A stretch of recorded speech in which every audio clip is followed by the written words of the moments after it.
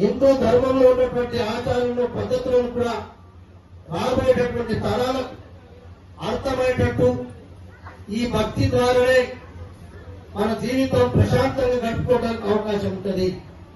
ఆధ్యాత్మిక కార్యక్రమాల ద్వారానే మనకి ఎన్ని టెన్షన్లున్నా, ఎన్ని ఆలోచనలున్నా, ఎన్ని దురలవాట్లున్నా, ఎంత అలవాట్లకు దూరంగా ఉండడానికి ఈ భక్తి మార్గం అనేది చాలా అవసరం.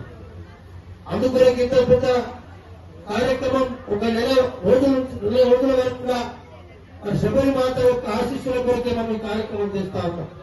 రేపు రాబోయే తరాలకు కూడా ఈ భక్తి మార్గం ద్వారానే అన్ని సాధ్యమవుతాయి. భక్తి ద్వారానే మన జన్మ కూడా ధన్యమవుతుంది. ఎంత డబ్బున్నా, ఎన్ని ఆస్తులున్నా, ఎన్ని అంతస్తులున్నా మనం ఎప్పుడు పోయేటప్పుడు ఎవరో పోతున్నాం. ఇలా ధనవంతులు ఎందరో చనిపోతా ఉన్నారు. పుట్టిన వాళ్ళు అందరం కూడా మనం చనిపోతున్నాం ఒకరోజు.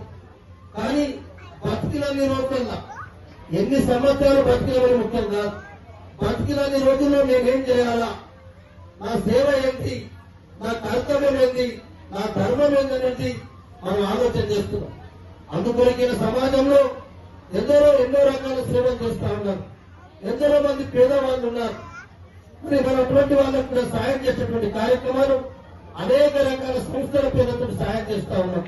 కారణం ఏంటి, ఎవరు పోయేటప్పుడు ఏది తీసుకపోము. ఉన్నన్ని రోజుల్లో ఎంతో కొంత సేవాభావం, ఒకరికొకరం సాయం చేసుకుంటూ ఇంకా మన హిందూ ధర్మాన్ని, హిందూ ధర్మం యొక్క సంస్కృతిని, ఆచారాలను రేపటి సమాజానికి చెప్పాలి.